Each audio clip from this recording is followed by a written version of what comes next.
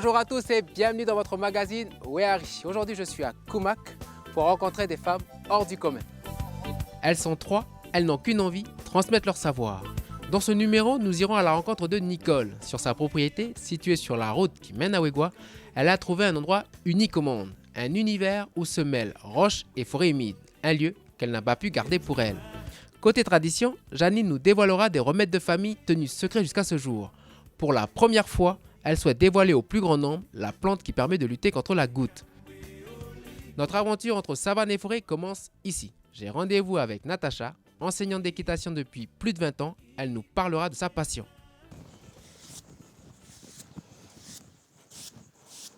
Bonjour Natacha. Bonjour Cédric, bienvenue à la crinière. Viens avec moi, j'arrive. je vais te présenter ta monture. Ok. C'est beau ou quoi? Eh ben écoute, super, et toi? La Il est forme? Ça va, ça va. Bienvenue. Écoute, Merci beaucoup. je te présente Spirit. Oui. C'est lui qui va t'emmener te promener.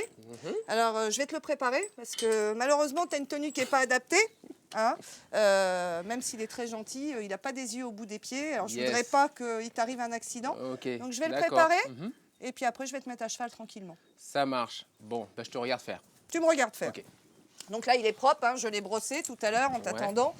Donc, je vais l'équiper. Oh, il a envie de sortir, on dirait. Hein. Ah ouais, il est pressé de t'emmener te promener et de te faire découvrir les paysages de Kumak. Ouais, Spirit. Voilà, donc c'est un cheval qui a une dizaine d'années, qu'on a acheté il y a à peu près 5-6 ans. C'est un cheval qui fait l'instruction, donc il travaille tous les jours. Donc il a l'habitude de travailler avec des enfants, avec des débutants, avec des confirmés, avec des personnes handicapées. Donc tu peux avoir confiance en lui, il va prendre soin de toi. Après, ça reste un animal, donc il faut toujours rester vigilant, faire bien attention. Mais tu peux vraiment avoir confiance. Et puis c'est un cheval qui a eu une qualification loisir, donc qui a été reconnu pour ses qualités, en particulier en extérieur. Donc tu peux vraiment avoir une confiance aveugle dans ce cheval. Alors je vais mettre la selle maintenant. Donc on va déjà le sangler une première fois, parce que les chevaux ont tendance à se gonfler quand on les sangle. Gonflé, c'est-à-dire. Voilà, il se remplit d'air comme ça, parce que bon, la sangle, c'est pas très agréable. Hein. Si toi, le matin de bonne heure, je te mets une ceinture et que je serre très fort, tu vas pas être très content. Okay. Donc voilà, j'ai sanglé une première fois, on va le laisser au box et je vais t'emmener à la sellerie chercher une bombe. Tu dis que tu vas récupérer la bombe. La bombe, c'est quoi? Alors, une bombe, c'est du matériel de sécurité. Alors j'étais cool, je t'ai toléré nu-pied et en pantalon court. Merci beaucoup. Mais là, la bombe, c'est non négociable. D'accord.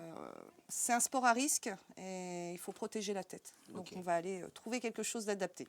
Mais ça va aller avec ma tignasse? Oui, T'as ce qu'il t'inquiète, faut? on va trouver. Il y a des grandes tailles. Alors là, c'est la sellerie. Donc c'est là où on range le matériel et là où on a les bombes. Alors, je vais essayer de te trouver quelque chose adapté. Ouais, ok. Alors, la première, est-ce que tu as une grosse tête? Attends, Ouais, hop, les cheveux, c'est un problème, mais la tête... Ah ouais, non, là, Non, ça va, ça va pas. Hein. On est bien d'accord. Et parce que sinon, hein, j'ai une tondeuse. Hein. Je peux supprimer les cheveux, je rafraîchis ta coupe, et puis voilà. Non, là, je pense que ça va... Tu vas attendre Noël. Dis-moi. Il est bon. Il est bon? Oui. Alors, on est parti. parti? Allez, on va retrouver Spirit. Ok. Tiens, tu vois, Spirit nous attend à l'abreuvoir. Il est en train de boire un coup. Il a pris un petit Préa. coup. Ok. Alors, tu vois, je vais commencer par descendre ton étrier de ce côté-là. D'accord. Et ensuite, on va passer de l'autre côté. Alors, on passe loin derrière. Ça marche. Pour éviter le coup de sabot. Ouais, et en plus, comme il a le nez en bas en train de boire, en fait, il ne te voit pas. Donc, pour pas le surprendre, on passe loin derrière. Ok. Alors, je vais commencer par te ressangler. Hein. Tout à l'heure, on a sanglé une première fois. Tu vois, je peux déjà ressangler. Il s'est dégonflé un peu. Donc, voilà, pour la sécurité. Je vais te descendre ton deuxième étrier. Ok. Ok, tu vas monter sur l'abreuvoir. D'accord. Alors, on monte sur l'abreuvoir. D'abord, c'est pour aider les cavaliers. C'est aussi pour soulager le dos des chevaux. Ok. Tu t'approches, tu mets ton pied gauche dans l'étrier. Ok. Voilà, ta main droite derrière, ta main gauche devant. Et tu te mets à cheval avec souplesse, légèreté et élégance. Je vais essayer. Et tu me Allez. diras. Hop. Et voilà lui. Écoute, parfait, comme si tu avais fait ça toute ta vie. Bravo. Olé. Merci beaucoup. C'est bon, Spirit? Ok. Allez. Allez, à nous deux, Allez, Spirit. Cédric.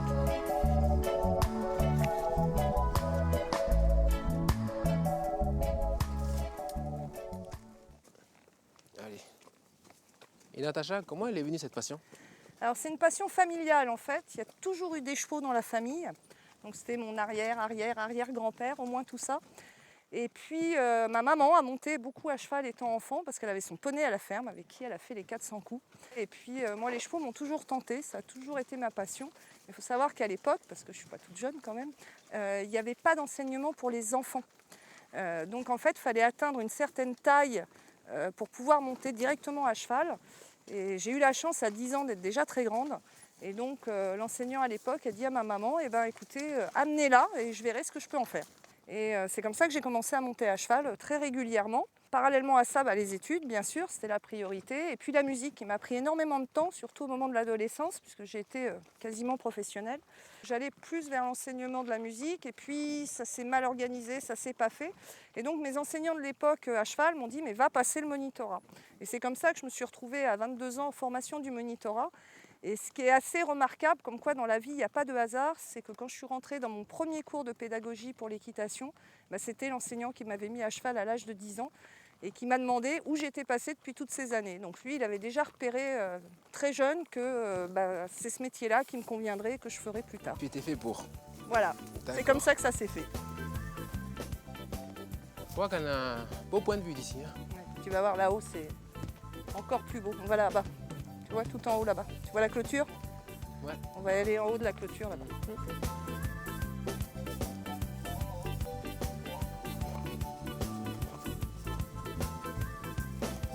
Et Natacha, qu'est-ce qui t'a donné envie de transmettre cette passion? Je pense qu'on est pédagogue ou on ne l'est pas. C'est-à-dire où on a envie de transmettre ou on n'a pas envie. Et ça, c'est en dehors du niveau technique. Et moi, j'ai toujours eu envie, je l'ai toujours fait. Et donc, quand tu aimes quelque chose et qu'en plus, tu as envie de le transmettre, c'est facile, quoi. Et comment tu adaptes tes enseignements par rapport à tes élèves? Alors effectivement, tu as raison, il faut s'adapter en fonction des différents publics. Après, il y a des points communs. Que tu sois enfant, adulte ou personne handicapée, c'est qu'à partir du moment où ils sont à cheval, je les considère tous pareils. Et la priorité, c'est la sécurité. Donc ça, il faut vraiment tenir compte de l'état d'esprit des gens, de leur état émotionnel, de leur état de fatigue et de leurs appréhensions. Effectivement, un enfant de 4 ans, il ne va pas se rendre compte du danger. À l'inverse, un adulte va en avoir trop conscience et ça peut le freiner. Alors il faut aussi tenir compte de l'environnement dans l'enseignement parce qu'effectivement, quand il y a beaucoup de vent, les cavaliers ne t'entendent pas bien. S'il fait chaud, il faut faire des pauses régulières, offrir à boire régulièrement. Donc il faut vraiment tenir compte de tout ce qui se passe autour de toi.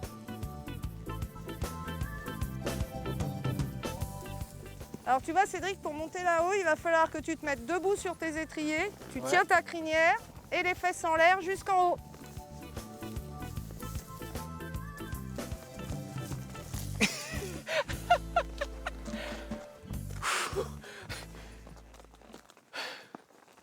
Ah, ça a fait travailler les mollets, hein. Enfin. Ouais. Allez viens, tu vas voir, ça vaut le coup d'avoir souffert. Ah, Regarde, est-ce que c'est pas beau? C'est très beau. C'est le plus beau point de vue de Koumak, je te promets.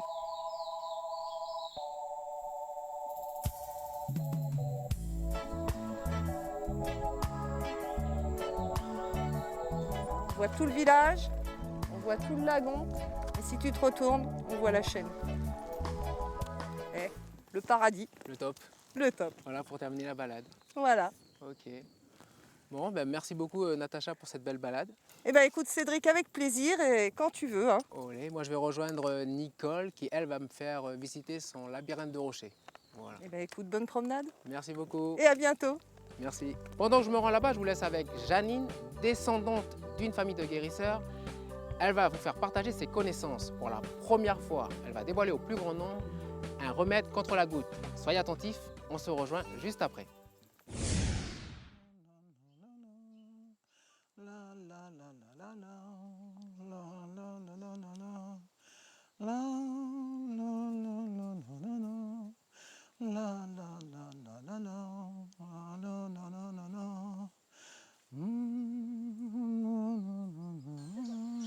Bon, maintenant je vais vous montrer le pomme canaque, le pied de pomme canaque pour la gratte de poisson. Ok? Le voilà le pied. C'est celui-là.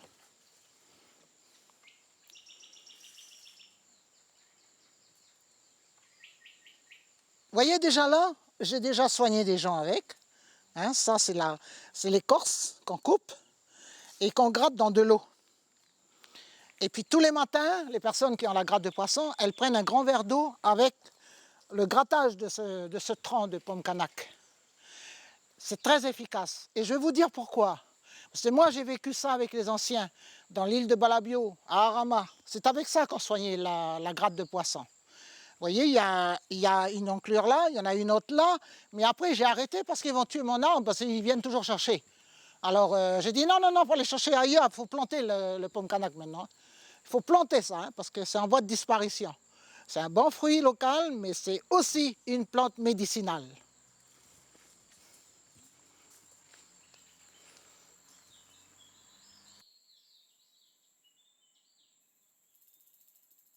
Bon, alors si vous n'avez pas de pied de pomme Kanak chez vous et que vous avez la gratte de poisson, je vais vous montrer une autre plante qui peut-être dans vos jardins pousse, hein, toujours pour la gratte de poisson, et je vais vous expliquer comment il faut faire. On va y aller. Allons-y.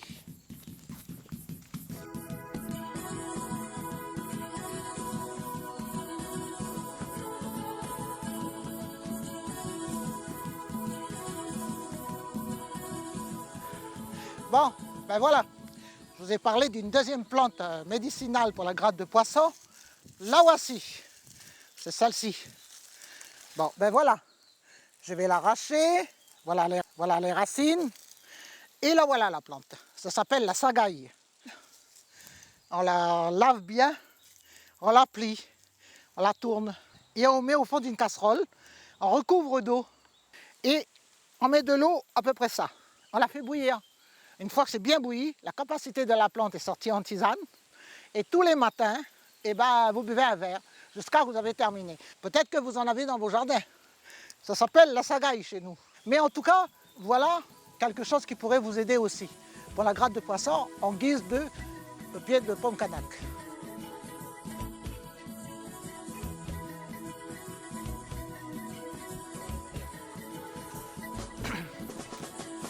Bon. Eh bien maintenant, on va parler de plantes médicinales qui n'ont rien à voir avec la gratte de poisson. C'est-à-dire que cette plante que je vais vous montrer, c'est pour nettoyer les branches, c'est pour la respiration, voire les débuts d'asthme. Voilà. Regardez bien, ça c'est un petit pot que je vais mettre en terre. En français on dit margose. Vous les voyez partout sur les barrières, dans les tribus ou ailleurs. Ça fait un fruit. Quand il est mûr, il est jaune-orange et les graines sont rouges à l'intérieur. Mais c'est très bon aussi à manger avec du poisson ou n'importe. Ça, c'est une autre histoire culinaire. Mais ces feuilles que vous voyez là, ça fait des feuilles un peu plus grosses, c'est celles-là que vous devez faire bouillir, bien bouillir, et ça devient vert. Bien sûr, c'est amer à boire. Mais si vous prenez pendant une semaine cette boisson, cette tisane, vous allez sentir votre respiration reprendre. C'est-à-dire que ça nettoie les branches. Voilà ce qu'on fait ici chez nous, dans les tribus, avant, dans le temps, et jusqu'à aujourd'hui. Même moi, j'en prends toujours et j'en donne aussi. J'ai même guéri quelqu'un qui avait un début d'asthme avec ça. Alors mémorisez bien ça, parce que quand je ne serai plus là, vous serez contents d'avoir toutes ces plantes médicinales que je vous offre aujourd'hui, les jeunes.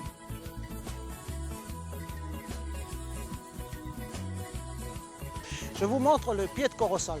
Le voilà. Alors, ce n'est pas le tronc qui m'intéresse, qui nous intéresse, ce sont les feuilles.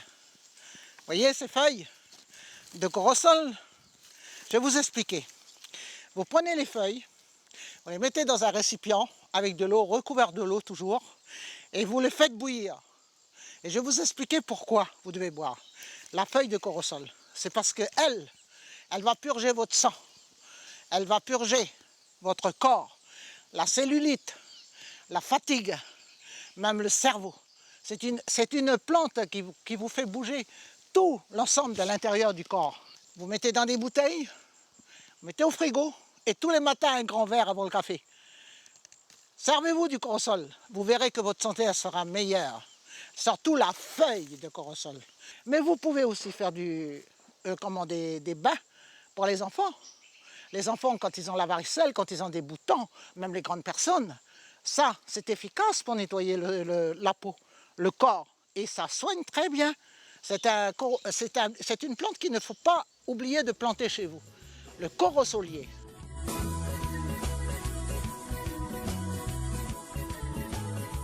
Ça va être la première fois que je donne cette plante médicinale.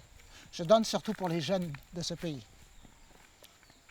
La plante médicinale qui vient de ma tribu d'origine, des Marais, chez moi, à Arama, bien sûr, ma tribu d'origine.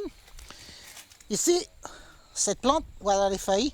Alors ces feuilles, cette feuille tu la prends, tu vois, il y a plein de piquants, mais ça ne fait rien, hein, on fait avec. On prend plusieurs, on fait bouillir. Et la tisane de ces feuilles, de cette plante, c'est pour les articulations du corps humain. Donc ça, c'est pour les articulations. Cette plante ne fait pas de fleurs. Et que pour la planter, il faut la planter en bouture. Il y a comme ça que vous pouvez la planter. Et nous, chez nous, cette plante, on l'appelle l'accroche-cœur des marais salins.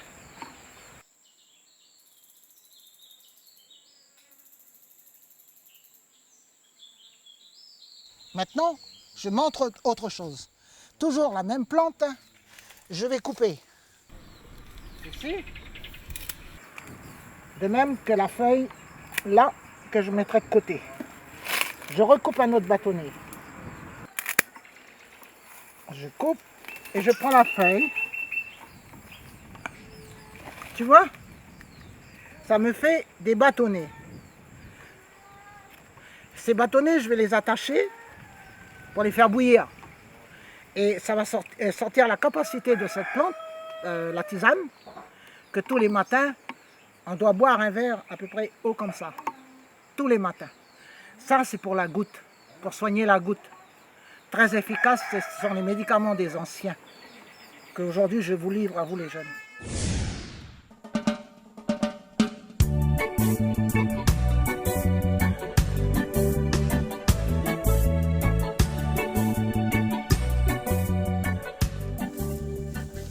Oui. Oh. Bonjour Nicole. Ça va bien? Bonjour Cédric. Ça va? Ça va bien, merci. Olé. Je suis heureuse de te recevoir aujourd'hui.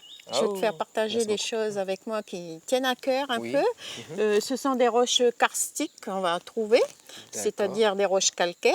Ok. Et à savoir qu'on est sur notre propriété au lieu dit Haute-Néoué. La Haute-Néoué. Voilà. Ok. Et je vois devant nous qu'il y a un bagnon sur un rocher. J'ai toujours l'habitude de voir des bagnons sur des arbres. C'est pas trop commun pour moi. Il arrive que sur les rochers, on trouve les bagnons. C'est du moment qu'ils trouvent un support, il se développe là où il est, quoi. D'accord. Il suffit qu'il trouve un bon trou, que la graine elle se mette, ça démarre. Et tu penses qu'on peut s'approcher un peu? Oui, mais avant, Ah. je t'offre cette fleur, Oh, que tu merci la beaucoup. sentes. Tu vas voir, c'est la fleur du bois de lait. Ils sont très bons. Et le bois de lait, c'est quel arbre? Il est là, juste au-dessus de ta tête.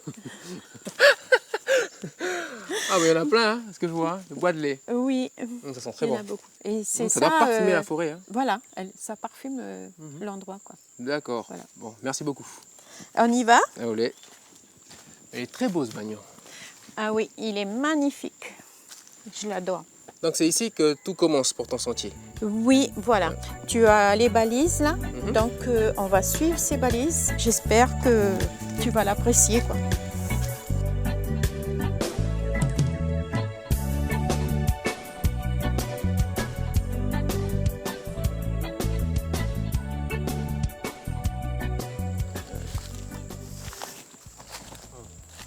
Très belle les roches.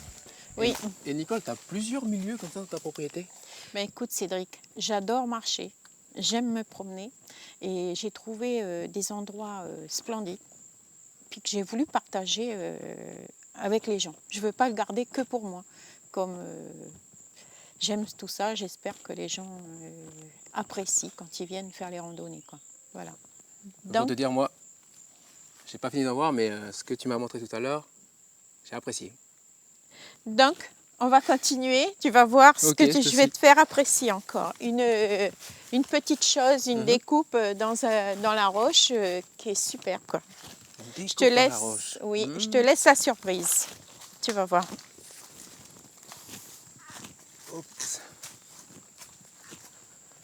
Eh ben, c'est pas les murailles de Chine, mais il y a une muraille aussi à Koumak. Waouh, changement de paysage. Du Niaouli. Oui, Tu as pas mal de niaouli, il y a beaucoup de savane ici. Ouais. Tu vois? C'est bien pour faire du miel. Oui, mais je suis apicultrice, figure-toi, Cédric, avant tout. Polyvalente. Et si tu fais du miel, tu as combien de ruches? Là, j'en ai perdu là, des ruches, et je suis à 92 ruches à peu près. 92 ruches. Oui. Et la couleur du miel? Ben, ça varie selon les fleurs. Ok. Tu as les fleurs niaouli qui donnent un miel d'une belle couleur dorée. Après, tu as le miel de cerisier, le boule bleu, qui est actuellement, les fleurs, elles sortent là, c'est en fleurs. C'est des fleurs blanches aussi. Ça, c'est un miel très clair. Okay. Et après, tu trouves le miel toute fleur. Alors, tu as les faux jamelans, c'est des fleurs blanches aussi. Tu as le tamanou, les fleurs rouges. Tu as plein de fleurs de forêt, quoi. Cédric, oui. Voilà ce que je voulais te montrer. Regarde. Et dis-moi. Ah, waouh. Un cœur. Et oui, comme le cœur de veau.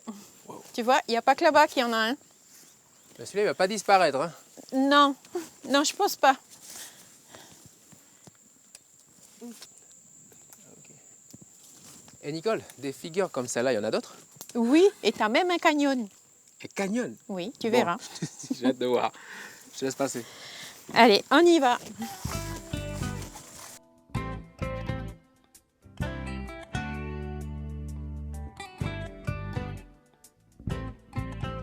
Mais là, Cédric, on va rentrer carrément dans la forêt. On va rejoindre un petit cric. Ouais. Mais d'abord, je vais te montrer un arbre. Là, regarde, il fait ses fleurs et ses fruits sur l'arbre. Tu connais? Nous, on l'appelle la fausse banane. D'ailleurs, voilà un fruit tu le sens. Ouais. Et ça, on peut le manger. C'est-à-dire que là, je peux le manger tout de suite là? Tu peux le manger, tu peux le goûter. Il y a plus de graines que de chair, mais... Vraiment le goût de banane, hein. Un arrière-goût de banane. Bon, ben, je saurai maintenant. Et j'ai un petit cran en forêt. D'accord. Tiens Cédric, voilà un arbre à banane Ah, en fleurs. c'est en fleurs. Oui. Là Cédric, Oui. regarde la fleur là, tu la touches en passant. C'est comme du plastique, c'est la liane de corail. La liane de corail? Oui, Très belle, hein? oui, elle est magnifique cette fleur. Mais elle n'est pas endémique au territoire. D'accord.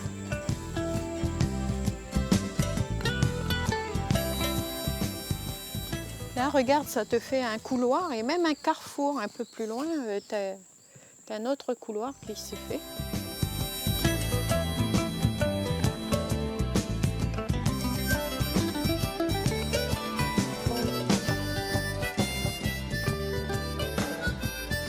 Regarde, avec le bagnon dessus et tout.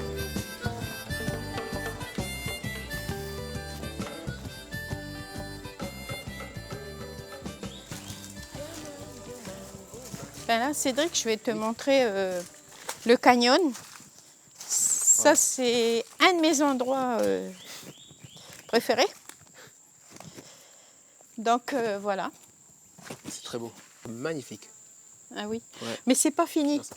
Je vais te montrer un profil encore. Et tu verras, il y a autre chose. Ok. Bon, je te suis. Dommage qu'il n'y ait pas d'eau. Hein. Ouais, parce que s'il y avait un trou d'eau, moi, je pourrais bien tremper. L'eau, elle coule habituellement. Et là, il a fait trop sec. Mais il est tiens, bien. Oui. regarde, le profil, il est là. Il est là? Un des profils. Hein. Un profil. Hein. Ouais. Là, j'essaie de chercher. Tu veux que je te le montre? Oui, je veux bien, parce que là, je vois rien. Alors, tu vois, là, ça te fait comme un chapeau de cycliste. Tu as les yeux, tu as le nez, tu as la bouche, même on dirait qu'il sourit. Tu as le menton et le cou. Allez, viens, suis-moi, Cédric. On va aller voir le bagnon.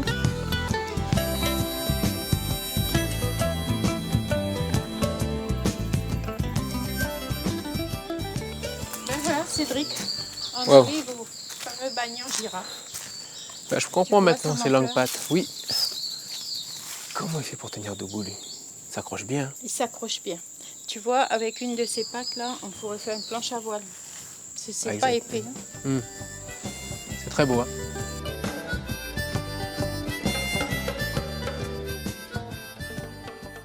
Mais voilà, Wehari, c'est fini pour aujourd'hui. Et je vous dis à bientôt. À bientôt. Je peux supprimer les cheveux, je rafraîchis ta coupe et puis voilà. Non, là, je pense que ça va. Tu vas attendre Noël.